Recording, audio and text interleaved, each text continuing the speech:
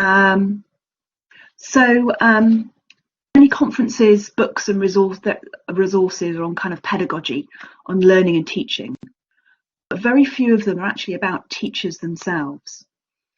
So by exploring the characteristics of expertise, we're looking at ourselves and our colleagues as teachers, kind of human beings enacting a process. The idea for this workshop originated for 30 people on campus at our university. Probably would have mostly been people from the UK, mostly from the local region. And COVID happened. And I think one of the opportunities that has arisen is the ability to bring more people together from all corners of the globe. And we've now got over 500 registered from across the UK and internationally. Before I introduce our PVC, Professor Martin Body, to officially open the symposium, I'd just like to say a few words of thanks. So firstly, to our 3 session chairs, Paul, Pettier and Schön from UWE's Academic Practice Directorate, who were kindly volunteered to help out. Secondly, thank you, of course, to all our contributors and our participants for what I'm sure is going to be a really interesting, thought-provoking inaugural event.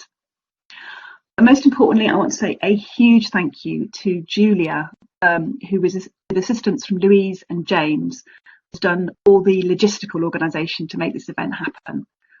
For me, she is the epitome of expertise. She's not merely competent at executing her role and routine tasks. She's also learning, problem solving, improvising and improving. If everything goes smoothly today without any technical glitches, it's because of her expert work. If anything goes wrong, you'll know she'll be busy trying to fix it or find a workaround. Because expertise isn't about always getting things right, it's about continuing to learn and develop. And so for me, in this context of this webinar, as it is in teaching, I think expertise isn't about your kind of well-polished string quartet playing note perfect to a quiet and respectful audience. I think expertise is much like a kind of jazz band, playing the tunes they know, improvising, riffing off each other in the audience, perhaps in a late night bar somewhere. So without further ado, I'd like to pass over to Professor Martin Body, who's been patiently waiting, our Pro Vice Chancellor for Research and Enterprise, who's going to formally open the symposium. Thank you, Helen. If you nod, I know this is actually working seamlessly. Fantastic. I think we've all experienced many different types of online platforms, and sometimes I've had 3 or 4 in the same day. But unlike many of you, I'm not heavily involved in teaching, so Blackboard Collaborate is one of those which is still a bit of a mystery to me. So I pressed a few buttons, and the experts behind this have made it work. But I don't want to keep you long. My role is really to extend a very warm welcome virtually from the University of the West of England here in Bristol.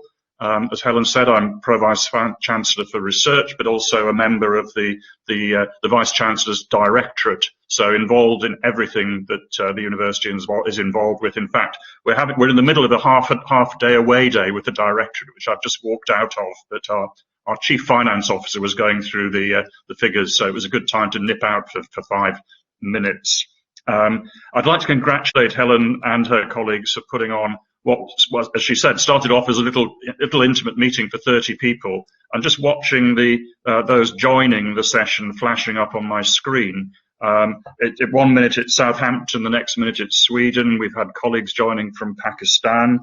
We had somebody come from Glossop, which is a little place in Derbyshire in the UK, and then the next minute it's somebody from Singapore, USA. I'm not going to go through all of them, but it's turned into a fantastic international network. Hello, Charlie from China. Great to see you. It was just flashed up on my screen, if not yours as well. So the aim of the event is very much to bring together expertise, but with the, can I call it, the good fortune of the present context we're in, it's expanded it into a fantastic international network. Focusing on the 3 Ps, I find, on pedagogy, policy, and practice in higher education, teaching. It's a real opportunity, and it's an opportune moment to be thinking about these things. I mentioned the different platforms for collaboration and bringing people together, which at the start of my remarks. I think we'll all have found there is no ideal platform, and there is an awful lot of work needed if we are going to work in a world of blended learning and technology enhanced learning. The present context has enhanced and accelerated what was happening anyway, and many, if not all of you, are the experts in this field, but also you are in a position to learn rapidly from each other and to share that expertise, that experience, literally from around the globe. I was thinking in terms of, I was going to say, I hope you have a great day, but I realise, looking at the international participation, it could be a great day, it could be a great early evening. Some of you, it must be the middle of the night for some of you. So any reference to lunchtime and cups of coffee and with colleagues and so forth, we realise time is relative in a truly global event like this. So without more ado, a huge welcome to the network. I hope we might be able to welcome some of you to University of the West of England here in Bristol in person at some point. I'm sure we will in the future, but for now, welcome to this global network, which has been facilitated by colleagues here in Bristol. Thank you to them. I know you're going to have a really packed day, and I'm in danger of wrecking your schedule if I carry on for any longer. So Helen, thank you for your kind introduction. You mentioned late night jazz bars. I presume you'll be bursting into song with your banjo at some point during the proceedings. I see that behind you. But without further ado, I'll pass on, I think, to Paul Redford, who's going to chair the first session. So enjoy your day, evening, deep into the night, whatever time zone you're in, and let's make this the start of something big. This is already big, but let's make it the start of something bigger, and I look forward to catching up with you in the future. So I will say bye for now. Okay, so what I'd like to do is just briefly introduce my model for characteristics of expertise in teaching in higher education. Because there are a number of ways of considering and characterising expertise, as we'll see in some of the other presentations today and on the website. My model draws on the generic characteristics that's found in the expertise literature, and then I find ways to kind of identify how these are manifest in teaching in higher education. So just as a bit of background, my career in education development began through the disciplines, in my case, geoscience. And I was particularly interested in the idea of ways of thinking and practising, which kind of goes beyond content and skills to consider not just what it means to do geoscience, for example, but what it means to be a geoscientist, sort of how that colours the way you view the world. And then how we might think about those ideas of ways of thinking and practising to inform and enhance learning and teaching and curriculum design. This concept of WTP, ways of thinking and practising, connects into a number of approaches that I'm sure you're familiar with. So things like threshold concepts, signature pedagogies, and so on. And this is something that I was exploring with colleagues when I was based over in the USA. And they referred me to a book called, you see my little video, How People Learn, Brain, Mind and Experience in School. And there's actually a second edition of this book out now. And this introduced me to the concepts of expertise, which I hadn't really come across before. And that kind of began my sort of dive into the expertise literature. Since I've moved into a more generic education development role, I've been working across a range of disciplines, thinking about how and helping them to think about what are their ways of thinking and practicing.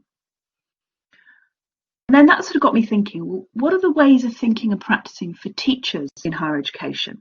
What does their expertise look like? Another reason I'm interested in expertise is I think it offers a refreshing alternative to the ubiquitous concept of excellence. Being a bit of a fan of etymology, I was interested in the Latin derivation of the term expertise compared to excellence. And excellence is all about being outstanding, about being above others. Of course, by definition, we can't all be above average. And expertise is much more about a process that's potentially achievable by everybody. So for me, that's a much more kind of comfortable thing to be exploring. So as I said, my model of expertise has been developed by thinking about the generic characteristics of expertise and what this might look like for teaching in higher education. And just very briefly give you a kind of quick view of where this came from. So one of the kind of founding pieces of literature on this was actually a book by Bloom, as in Bloom's taxonomy, where he explored research with 120 very talented individuals. And it was found that actually the biggest impact on their ability and their high performance in a whole range of fields was actually their environment and the way they learnt. The notion of natural talent or a gift actually was, there was barely anything there. And that sort of spurred a whole range of literature. And now there's things like Cambridge Handbook of Expertise and Performance, which is pretty thick, and there's a second edition of that as well. Things like the science of expertise, so looking at sort of neuroscience and cognitive science and so on. So there's a huge amount of literature out there, which I'm sure some of you are probably familiar with. And there is a little bit to do with teaching, mostly in secondary schools, but very little to do with higher education. So I just want to very quickly summarise those generic characteristics of expertise and then talk about how I think they connect to teaching. So I put these into kind of three main categories.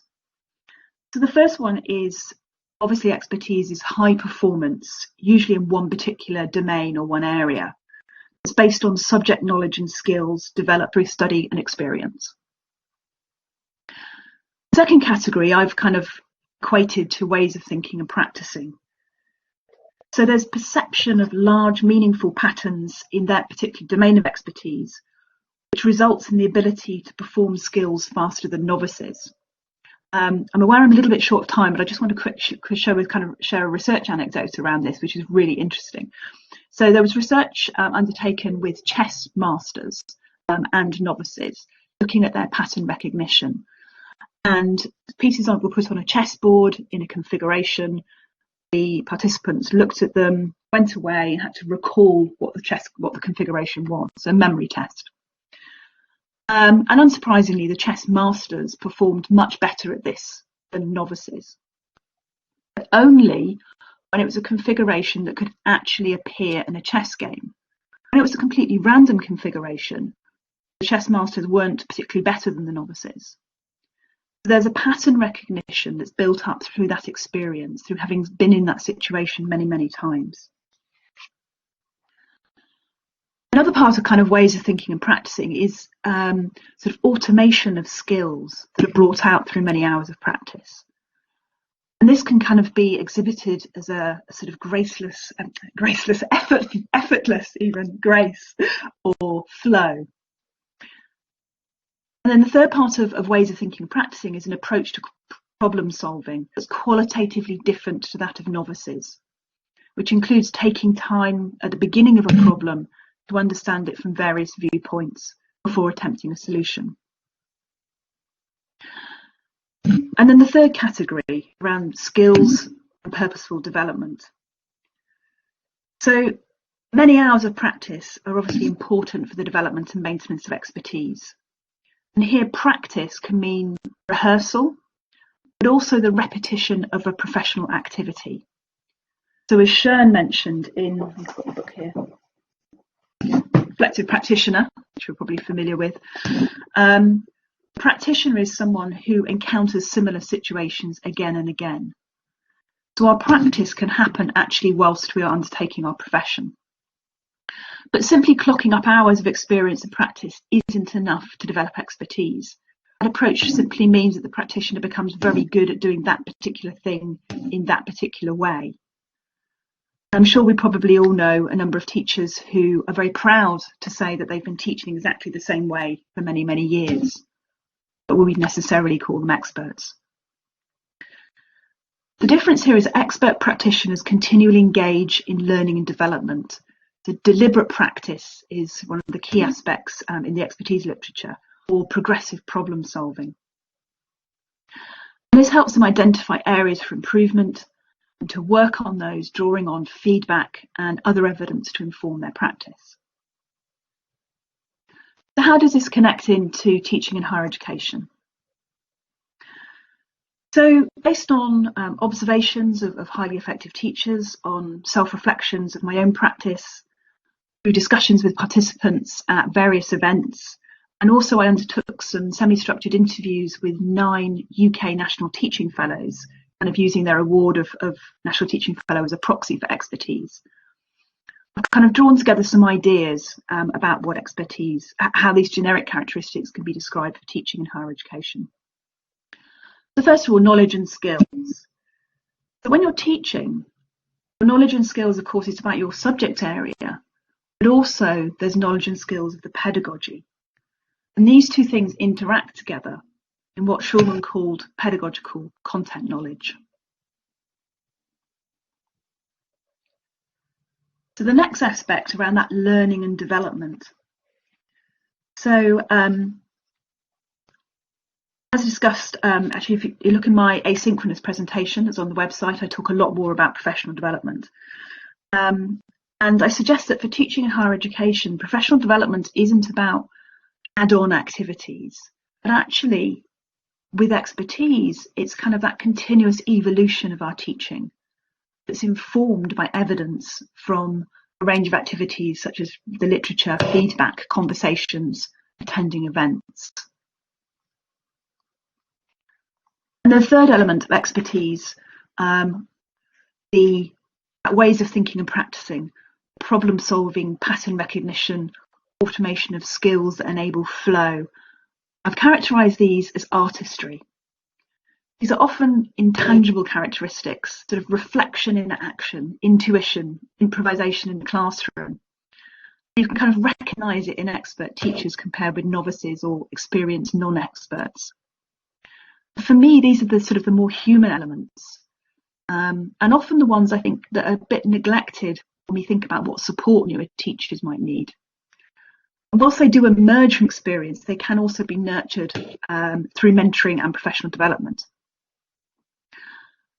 Schön describes competence as the ability to follow routines and respond to known situations. But teaching is rarely routine.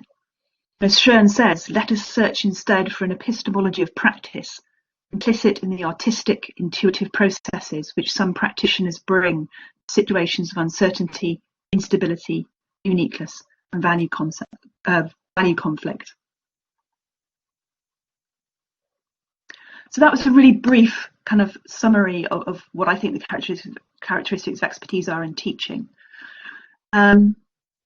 And I've been talking about this sort of kind of locally with colleagues for some time and generated some interest. And I think that the sort of number and range of people signed up to this event suggests it's sort of an avenue worth continuing down. For me, I don't think it particularly matters what model of expertise we use to describe what we're talking about, but it's important that we're looking at teachers as well as teaching and how we can support them in their practice. So pedagogical content knowledge reminds us to support newer teachers in higher education to make meaning of generic pedagogy in the context of their subject area. The notion of artistry has opened up a whole range of topics at the symposium, including performance, improvisation, relational pedagogy, and emotional labour of teaching. And for me, when I've been thinking about learning and development as that kind of evidence-informed evolution of teaching, that's helped me to support colleagues in developing their professional development plans and writing about their professional development. So this inaugural symposium is an opportunity to share ideas, express interests, identify potential collaborations, and get the conversation started. We're very much focused on the expertise of teachers, but there is actually an emerging literature around using the concept of expertise to inform how we design learning. So there's potentially much more to consider and explore. So we look forward to seeing the presentations over the next few days and then meeting you back here next Friday morning for summary and to discuss next steps. So are there any questions? Thank you, Helen. I am aware of the time, so if one question would be possible to pop at this point, but there'll be other opportunities, I assume, to ask questions and continue this conversation. There's been a bit of discussion in the chat box around this notion of excellence versus expertise, and I'm trying to look if there's any particular question that we could answer in 30 seconds. So I wonder whether actually we don't ask a question, just because I'm concerned my role here is for timekeeping, and we carry on this conversation perhaps over your secret session at lunchtime, and perhaps at other opportunities throughout the day, if that's okay with you, Helen. That's absolutely fine, and apologies again for slightly running over. But yes, please do. So we'll be the recorded session will be put onto the Wayne website, so do feel free to pop any specific questions there. I did have a very quick glance at some of them that were in there, and there was a question about relational pedagogy, for example. There is a presentation on relational pedagogy, which I think is very much about that kind of artistry side of things. And it's good to hear that the jazz analogy is taking some traction. So thanks very much. And yeah, definitely take questions online afterwards.